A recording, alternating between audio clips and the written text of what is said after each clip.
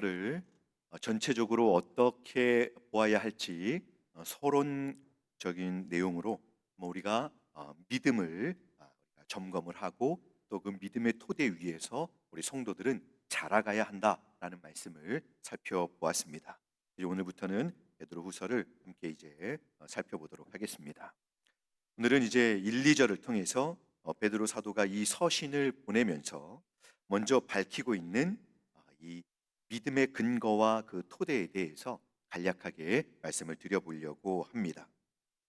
1절 말씀은 이렇습니다. 예수 그리스도의 종이며 사도인 시몬 베드로는 우리 하나님과 구주 예수 그리스도의 의를 힘입어 동일하게 보배로운 믿음을 우리와 함께 받은 자들에게 편지하노니. 아멘. 이렇게 1절을 시작하고 있습니다. 베드로 사도가 맨 처음 강조하고 있는 것은 이 흩어져 있는 성도들에게 교회 안에는 오직 한 믿음만 있다. 교회 안에는 오직 하나의 믿음만 있다라고 하는 것을 강조해 주고 있습니다. 당시 성도들 중에는 많은 사람들이 이방인들이었습니다. 그럼에도 불구하고 베드로 사도는 이제 흩어져 있던 성도들에게 여러분들이 가지고 있는 믿음, 이미 예수님을 믿어서 여러분들이 받은 그 믿음은 이 우리가 가지고 있는 동일한 믿음입니다. 여러분들이 받은 믿음은 우리가 가지고 있는 믿음과 똑같습니다. 예, 사도 베드로 자신과 똑같고 또 동료 사도들과 또 함께 믿는 유대인들이 모두 받아 누리고 있는 그 똑같은 믿음을 우리는 가지고 있습니다라고 하는 것을 강조해 주면서 이 서신을 시작하고 있습니다. 근데 그 믿음을 오늘 사도는 보배로운 믿음이다라고 말하고 있습니다. 이 믿음은 사람들의 모든 계층과 모임과 부류에 관계없이 똑같이 주어져서 우리 모두가 믿게 되는 것입니다. 이것이 우리 주 곧 구주 예수 그리스도의 복음의 핵심 중에 하나입니다. 모두에게 공평하게 주어지는 믿음. 그런데 그것이 보배로운 믿음이다라는 것입니다. 사도행전 10장 34절에서도 하나님은 사람의 외모를 취하지 아니하신다라고 말씀합니다. 예수 그리스도의 복음은 단번에 우리의 이 인위적인 인간적인 구분과 차별을 다 폐지해 버립니다. 우리는 모두 그리스도 예수 안에서 하나이기 때문에 거기에서는 유대인도 이방인도 또 종도 자유인도 다 차별이 없습니다. 예수께서 중간에 막힌 담을 모두 헐어버리셨고 우리가 유능하거나 아니면 그렇지 못하거나 외모가 수려하거나 그렇지 못하거나 학식이 있거나 없거나 전혀 상관이 없습니다. 권력, 사회적인 신분, 돈, 이 모든 것들이 아무런 관계가 없습니다. 오직 동일하게 성도들에게는 교회 안에는 보배로운 믿음, 오직 한 믿음만 있다는 것입니다. 자, 여기서 중요한 것 한 가지는 그 유일한 성도들의 믿음은 중요한 사실인데요. 사도들이 가지고 있는 믿음과 같은 것이라는 사실입니다. 베드로 사도는 이제 여러분은 보배로운 믿음을 우리와 같이 받았습니다라고 말씀하고 있습니다. 오늘날의 믿음도 역시 마찬가지입니다. 사도들이 전한 말씀, 사도들이 전한 복음, 또 그 사도들이 그 전했던 말씀대로 믿는 그 믿음을 가지고 있는 것입니다. 그래서 그리스도의 교회는 사도들과 선지자들의 믿음 위에 세워집니다. 사도가 전한 복음의 말씀을 믿는 믿음을 저희 모두가 소유하고 있는 것입니다. 그러면 이 복음은 무엇입니까? 사도가 전한 복음이죠. 베드로는 이것이야말로 참으로 성도의 신앙에서 근본이 되는 내용이다라고 말씀을 하고 있는 것입니다. 우리는 이 믿음의 기본 요소들이 잊혀져 가는 시대에 살고 있습니다. 당시에 그 외적인 핍박이 강력하기도 했지만 실제로 오늘 이 서신을 쓰고 있는 사도 베드로는 당시 사람들의 믿음의 토대가 흔들리고 있는 거짓 교사들이 교회 안으로 들어와서 믿음의 토대를 흔들고 있었기 때문에 성도들에게 이 믿음의 가치를 다시 한번 강조해서 설명을 해주고 있는 것입니다. 자, 오늘 1절은 이 예수 그리스도의 종이며 사도인 시몬 베드로는 우리 하나님과 구주 예수 그리스도의 의를 힘입어 동일하게 보배로운 믿음을 우리와 함께 받은 자들에게 편지하노니. 아멘. 이렇게 시작을 합니다. 그러니까 베드로 사도가 사실 이 1절을 시작하면서 얼마나 많이 예수님을 언급하고 있는지를 우리는 보게 됩니다. 이 편지의 시작인 처음 두 구절에서 예수님은 바로 그 중심에 계시고 또 예수 그리스도와 동떨어진 복음은 있을 수 없다라고 하는 사실을 우리는 이 사도의 1, 2절 편지를 시작하는 말씀에서 우리는 이것을 발견할 수가 있습니다. 전에 이런 인터넷 기사가 있었습니다. 이 기사를 한번 소개해 드리고자 합니다. 여러분 9.11 테러 혹시 기억나십니까?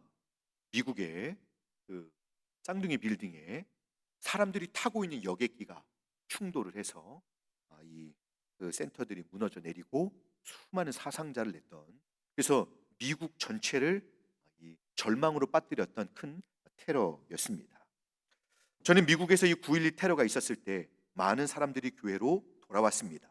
그 두려움과 참혹한 상황에서 모두가 절망을 보았습니다.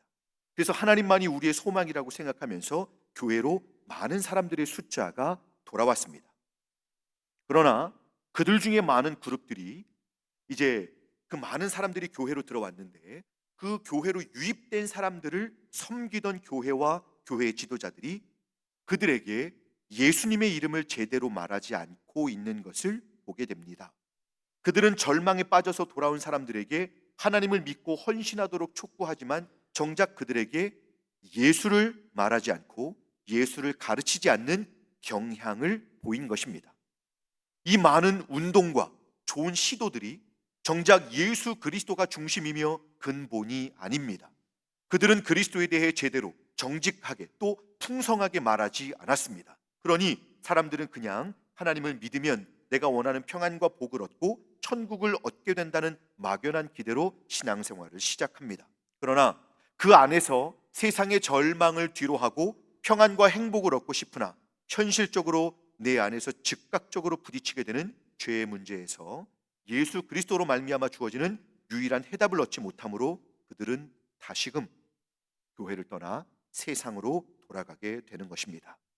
이런 어떤 한 목사님의 미국 현지에서 있었던 상황들에 대한 이 분별을 했던 기사를 읽은 적이 있습니다.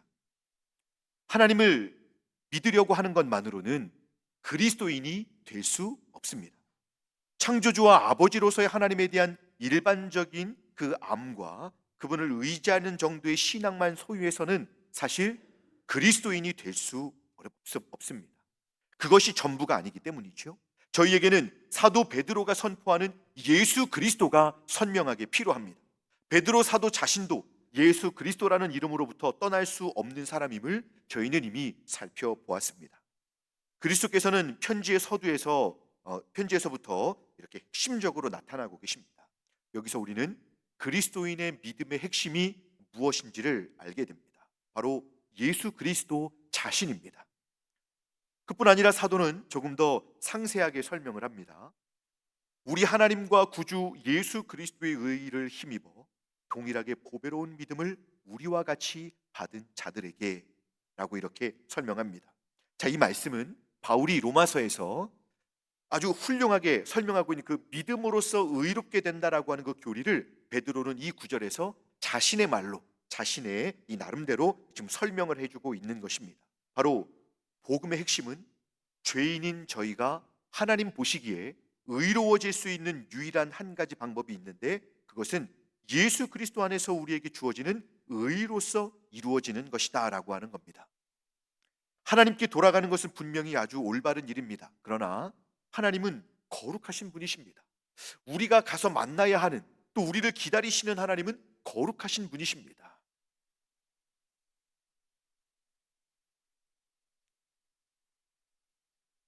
하지만 저희는 죄로 가득한 존재인 것이죠. 그러면 이 미천하고 죄악된 내 자신이 어떻게 하나님과의 관계에서 의롭게 될 수가 있을까요? 목사님, 저는 계명을 잘 읽고 이제부터 그걸 잘 지키려고 최선을 이제 다하겠습니다. 내가 이제 한번 교회 제대로 다녀보려고요. 저는 담배도 끊은 사람입니다. 여러분, 담배 끊는 것이 얼마나 어려운지 혹시 알고 계십니까? 저는 저희 아버지께서 담배를 끊는 것을 직접 눈으로 보았습니다. 저희 아버지는 당시에 신앙이 없으셨는데 근데 주변 분들이 저한테 그렇게 말씀하셨습니다. 야, 너희 아버지 대단하시다. 담배 아무나 끊는 거 아니요. 이렇게 말씀하신 적이 있습니다. 자, 이런 노력, 이것만으로 예수 그리스도를 믿는 그리스도인이 되는 것은 여러분 부족합니다. 우리는 자신의 노력과 수고로 결코 자신을 하나님께 대해서 의롭게 할 수 없습니다. 이것이 저희가 가지고 있는 비참한 현실입니다. 그래서 베드로 사도는 저희에게 분명하게 말해주는 것입니다. 복음이란 무엇입니까? 우리가 하나님 백성이 되고 우리가 하나님의 자녀가 되고 하나님 앞에 나아갈 수 있게 하는 복음이 무엇입니까? 그것은 곧 우리 하나님과 구주 예수 그리스도의 의를 힘입어 동일하게 보배로운 믿음을 갖는 것이다 라고 하는 것이 오늘 베드로 사도의 설명입니다. 오늘 베드로 사도가 저희에게 상기시켜주는 것이 바로 이것입니다. 여러분, 우리가 하나님을 믿고 있잖아요. 그런데 우리 스스로가 의로운 자녀가 아니라는 것입니다. 죄 없는 사람이 아니라는 것이죠. 나는 아무 가치도 없는 죄인일 뿐입니다. 그러나 그리스도의 의로서 옷 입혀져서 이제는 하나님 앞에 서서 예수 그리스도 안에서 영광의 하나님을 대면하는 자로, 아들로, 딸로, 자녀로 그렇게 우리가 하나님과 함께 그 교통과 교제 속에서 그 하나님의 돌보심 속에서 살아가게 되었다는 것입니다. 이 얼마나 놀라운 소식입니까? 그러므로 하나님의 참된 교회는, 예수 그리스도의 교회는 이 현대 세계에서 인간은 스스로를 구원할 수 없으며 그들의 모든 수고와 노력은 결국 무익하게 끝나겠지만 하나님께서 그리스도 안에서 마련하신 구원 방법, 즉 예수 그리스도를 믿음으로써 하나님의 의를 주신다는 것을 교회는 끊임없이 성도들에게 말해 주어야 하고 가르쳐 주어야 하고 계속 상기시켜 주어야 합니다. 안 그러면 여러분, 우리의 신앙생활이 늘 우리의 생활에 필요한 것들을 구하는 정도로 우리는 국한되기 쉽습니다. 내가 바라는 신앙생활을 하려고 하는 것이지, 하나님께서 그리스도를 보내주셔서 우리를 의롭다라고 말씀해 주시며 우리에게 하나님께서 구원을 그 하나님과의 관계 속에서 주시는 그것 안에서 신앙생활 하려고 하는 것을 우리가 자꾸 잊어버립니다. 그리고 어려워하고 그것들을 여러분 따분하게 생각하게 되는 것입니다. 저희는 종종 뉴스에서 한 사람의 죄가 밝혀지고 그것이 뉴스에 나오면 거기에 집중을 하게 됩니다. 온 세상 사람들이 그 사람을 정죄하고 물어뜯습니다. 그 사람들의 가족들은 얼굴을 들고 다닐 수가 없는 것이죠. 자, 그때 그 죄가 밝혀진 그 당사자는 매우 견디기 힘들어합니다. 살 수가 없습니다. 그런데 한번 여러분 생각해 볼까요? 죄가 밝혀지지 않은 사람들은 그러면 괜찮을까요? 자신의 죄가 세상에 드러나지 않은 사람들은 괜찮을까요? 아무런 문제가 없겠습니까? 그렇지 않습니다. 그 죄인은 홀로 깊은 죄책감과 정죄감, 그리고 스스로 계속 비참해지는 고통으로부터 결코 도망칠 수가 없습니다. 그래서 하나님께서는 그렇게 죄의 문제로 고통하는 저희에게 죄와 그 죄책감, 죄의 권세를 없애는 길이 있다라고 말씀해 주는 것입니다. 하나님은 예수 그리스도, 즉 십자가에 달리신 그분 안에서, 그리고 그를 통해서 하나님께로 나아가는 길을 가르쳐 주고 계신 것입니다. 이것이 바로 사도가 이 믿음을 말하면서 이 서신을 시작하면서 알려주고자 하는 복음의 핵심인 것입니다.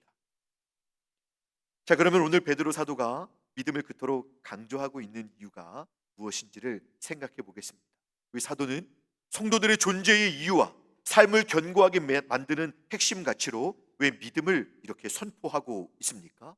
왜 믿음을 보배로운 것이라고 자랑을 하고 있습니까? 바로 이 의롭다함, 하나님께 나아갈 수 있는 자격, 하나님께 나아갈 수 있는 이 유일한 구원의 길을 소유하게 되는 방법이 바로 믿음이기 때문에 그렇습니다. 자, 앞에서 언급한 대로 하나님께서 준비하신 죄의 문제를 해결할 방법을 알게 해주시고 나로 하여금 그것을 이제 소유하게 만드는 것이 믿음이기 때문에 그런 것입니다. 여러분, 하나님께서 저희에게 주시는 칭의의 선언이 무엇인지 알고 계시죠? 칭의, 의롭다라고 그냥 칭해 주는 것입니다. 이제 죄인 남상수는 예수 그리스도로 옷 입었기에 그리스도로 말미암아 의로운 자가 되었다라고 하나님께서 선언을 하시는 것은 사실 의롭다라고 여겨주신다는 겁니다. 실상은 죄 없는 의로운 상태가 아니지만 예수 그리스도의 속죄의 완전성으로 인해서 의롭다고 이렇게 여겨지는, 하나님께서 여겨주시는, 예수님이 완전히 그 죄의 문제를 해결하셨기 때문에 의롭다라고 여겨주시면서 거룩한 하나님의 자녀의 신분과 지위를 주시고 또 약속된 복을 주시게 되는 것입니다. 그 가치를 측량하거나 계산할 수 있을까요? 여러분, 어렵습니다. 그래서 참으로 이 진정 우리에게 보배로운 믿음이다라고 말하지 않을 수 없는 것입니다. 돈과 학식 그리고 세상이 내게 줄 수 있는 다른 모든 것도 결코 내게 이 양심의 평안과 마음의 평안을 줄 수 없습니다. 그리고 더욱이 죽음 이후에 영원한 구원의 영광을 누리는 삶은 오직 그리스도 예수 안에 있는 칭의와 함께하는 믿음이 그것을 우리에게 소유하게 하는 것입니다. 그래서 베드로 사도는 이것을 보배로운 믿음이라고 표현을 하면서 이 믿음을 가지고 살아가는 성도들에게 이 편지를 하고 있는 것입니다.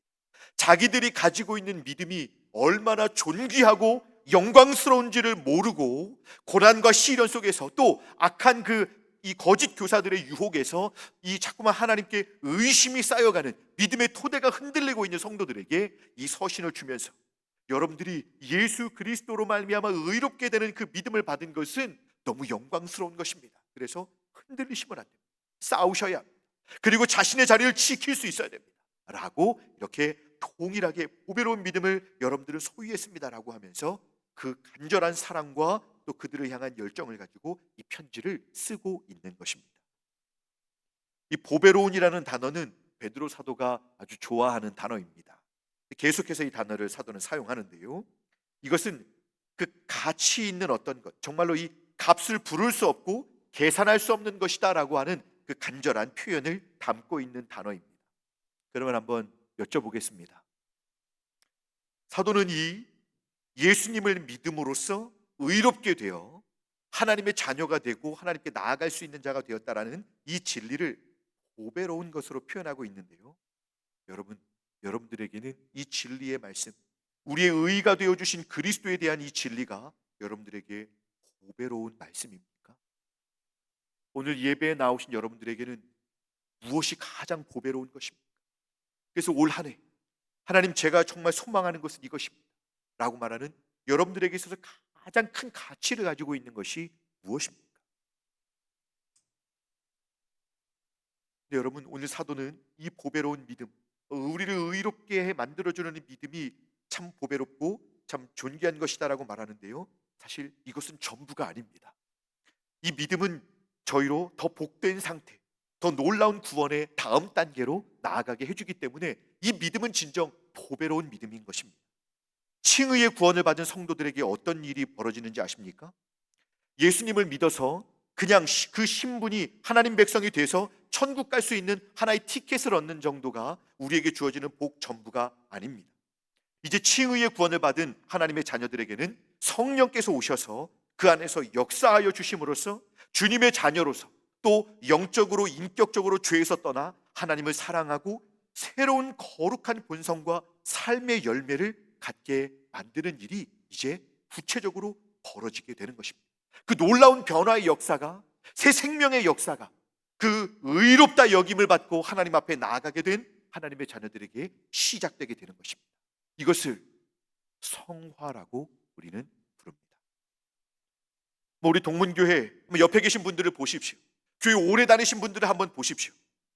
그분들이 말씀하시는 것이나 어린 저를 대하는 태도를 한번 보십시오.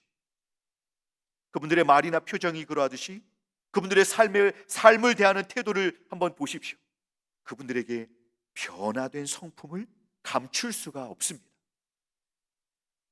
예수님을 닮아가고 계신 겁니다.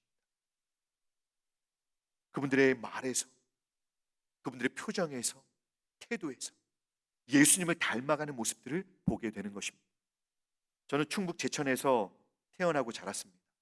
제가 대학생 때 이제 서울 낙원상가라는 곳에 친구를 따라서 잠깐 들렀던 적이 있습니다. 친구가 기타를 산다고 하면서 저를 거기를 잠깐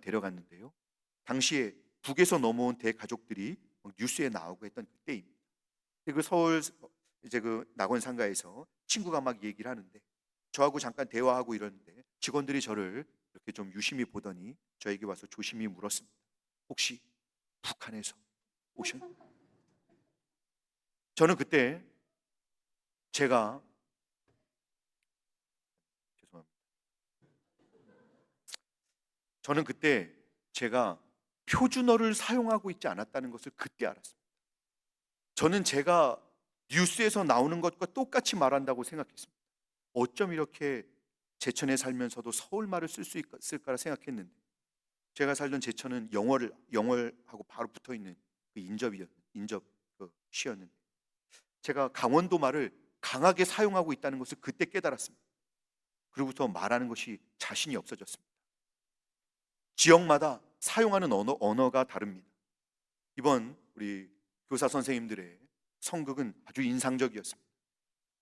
그런데 이 성화의 은혜 안에 있는 이 언어의 변화는 어떤 특정 국가나 지역의 그 랭귀지, 그 언어가 변화되는 것만이 아닙니다. 이 성화는 이렇게 말이 변하고 좀 이렇게 이 달라져야 된다라고 말하니 난 너무 사투리를 많이 써서 구원받지 못한 거 아닐까? 이런 생각을 하실 수 있는데 그렇지 않습니다. 경부권 언어를 그냥 사용하셔도 되는데 성화의 놀라운 은혜는 거칠고 강한 경부권 언어에서 우리 하나님을 경외함이 담겨지고 그 거칠고 또 때로는 그 이렇게 단호해 보이는 그런 그 언어에서 하나님의 사랑과 온유함과 겸손함, 긍휼함의 성품이 담길 수 있다는 것입니다. 그래서 여러분 신적 성품, 예수님의 이 성품이 실제로 저와 여러분들의 이 삶, 어느 지역, 어느 국가에 있든지 상관없이 여러분 실제로 예수 그리스도의 신적 성품이 담길 수 있다는 것입니다. 그리고 이 칭의로 시작된 믿음의 효과는 실제로 말만 이런 태도만 변화시키는 것이 아니에요.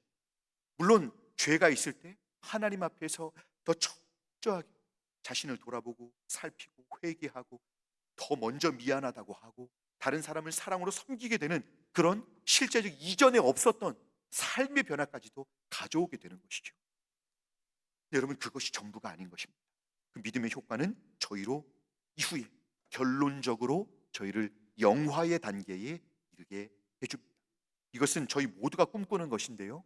하나님과 함께 하나님의 전에 하나님의 존전에 이제 영원한 천국에서 완전한 상태로 영원한 몸을 입는 감각이 있고 먹을 수도 있고 예수께서 부활하셨을 때 입으셨던 바로 그 영원한 몸을 입고 저희가 천국에서 하나님과 함께 살게 되는 것을 말씀하는 것입니다.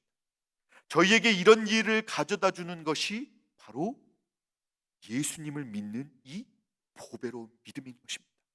그래서 오직 믿음으로써 그것들을 소유하게 된다는 것입니다.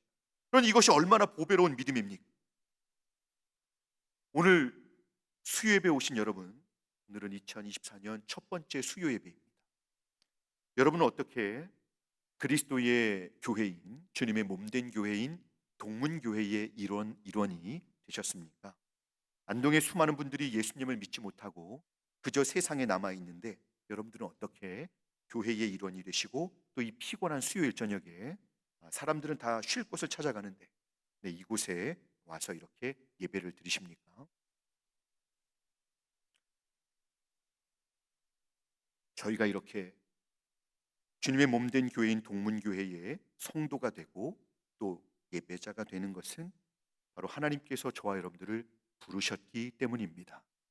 성경을 보니까 여러분들이 예수님의 의를 통해서 하나님의 자녀가 되고 주님의 몸된 동문교회의 일원이 되는 것이 저와 여러분들의 결정으로 된 것이 아니라고 말씀하고 있습니다. 하나님께서 저희를 예수님을 믿도록 해주시고 또 주님의 몸된 교회인 동문교회의 일원이 되게 해 주신 것입니다. 그 하나님께서 오늘도 저희 모두를 붙드시고 지금처럼 앞으로도 계속 저희 모두를 선하게 인도해 주실 것입니다. 오늘 사도의 이 보배로운 믿음에 대한 선포는 이제 저희에게 두 가지의 이 묵상할 수 있는 진리를 남겨주고 있습니다. 먼저는 오늘을 살아가는 저희 믿음의 이 토대를 일상의 삶 속에서 치열한 삶 속에서 분명히 확고하게 해야 한다는 것입니다. 그래야 그 안에서 생명과 영적인 은혜를 공급받고 성장할 수 있기 때문입니다. 그 믿음의 토대는 바로 예수 그리스도이십니다. 우리 구주 예수 그리스도이십니다. 이 놀라운 칭의의 은혜를 주시기 위해서 기꺼이 죄인을 위하여 자신을 내어주신 참된 왕이시며 하나님의 아들이신 예수님의 그 사랑은 저희의 평생 묵상할 복음이며 찬송의 제목입니다. 세월이 흐르고 흘러 시대와 세대가 변하고 또 변해도 예수님의 피 묻은 십자가의 복음이 없으면 저희는 결코 하나님 앞에 나아갈 수 없고, 세상으로 달려가려고 하는 본성의 강력한 욕구와 주변의 강력한 그런 유혹 속에서 우리는 이미 우리가 은혜를 받았다라고 자부하면서 우리의 이 높아진 마음 교만함이 우리는 이 하나님 앞에 다시금 나아갈 수 있도록 우리를 끝까지 방해할 것이기 때문에, 예수님의 피 묻은 복음이 없다면 저희는 하나님 앞에 결코 설 수 없을 것입니다. 얼마 전 중고등부에서 예수님은 나의 전부이십니다라는 찬양을 노회 대회 때 고백을 했습니다. 우리 친구들이 고백을 했는데요, 바라기는 예수 그리스도는 우리 전부이십니다. 예수님이야말로 저희의 모든 것이 되십니다. 그래서 어떤 상황 속에서도 예수님만 사랑합니다. 이 고백이 저희 모두의 고백과 찬송이 되실 수 있기를 주님의 이름으로 축복합니다.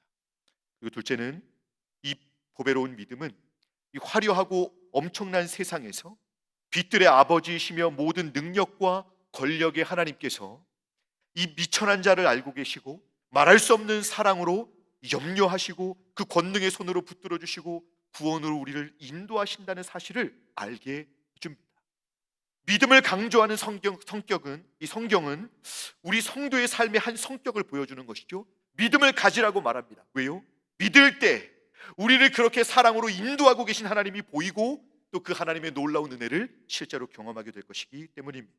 어떤 고난과 시련이 우리를 위협하고 고통의 늪으로 몰고 가더라도 하나님께서 믿음을 주시고 그 믿음을 통해서 하나님의 선하신 능력의 손길로 이끌어 주신다는 것을 믿으실 수 있기를 바랍니다. 올해도 하나님께서는 저희를 향하여 신실하실 것입니다. 또 선한 능력으로 저희를 돌보시며 인도해 주실 것입니다. 고난 중에도 평안과 은혜를 누리는 길은 바로 이 보배로운 믿음으로 예수 그리스도를 통해 하나님을 견고하게 신뢰하는 것입니다. 새해를 여는 이 시기에 믿음을 통해서 오늘도 저희와 함께 하시고 또 성도의 삶을 인도하시는 우리 하나님 아버지를 깊이 경험하시는 저희 모두가 되실 수 있기를 간절히 소망합니다. 말씀을 맺겠습니다. 하나님의 은혜와 또 사랑으로 저희가 소망과 기대를 가지고 새해를 맞게 되었습니다.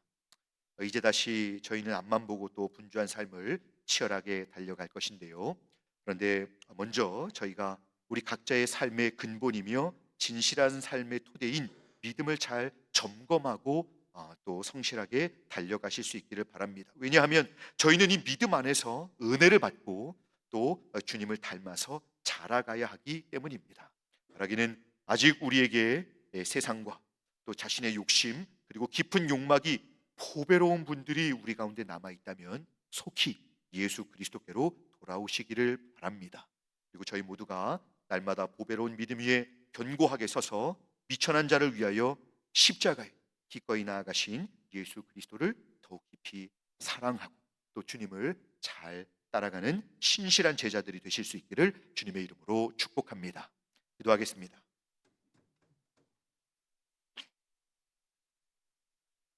은혜로우신 하나님 아버지, 이전의 사도들과 또 함께 고난과 시련 속에서 믿음을 지키며 주님을 따랐던 성도님들에 비하면 너무 풍족하고 너무 자유롭고 너무 편안해진 시대에 저희가 살고 있지만, 같은 믿음을 소유했다라고 말하기 또 생각하기 어려울 정도로 믿음의 근거와 토대를 제대로 알지 못하고 또 그 은혜와 능력을 잘 경험하지 못하면서 오늘을 살아가고 있는 것이 아닌가, 하나님 저희들을 돌아보게 됩니다. 성령께서 저희를 도와주셔서 저희 모두가 예수님의 복음을 잘 알게 하여 주시고 잘 믿게 해주셔서 보배로운 믿음의 능력과 열매를 풍성하게 소유하며 살게 하여 주시옵소서. 바라기는 올해는 더욱 믿음의 능력으로 주님을 더 사랑하고 온전히 주님을 닮아가는 저희 모두가 될 수 있도록 주님 인도하여 주시옵소서. 감사드리며 우리 구주 예수님의 이름으로 기도드리옵나이다.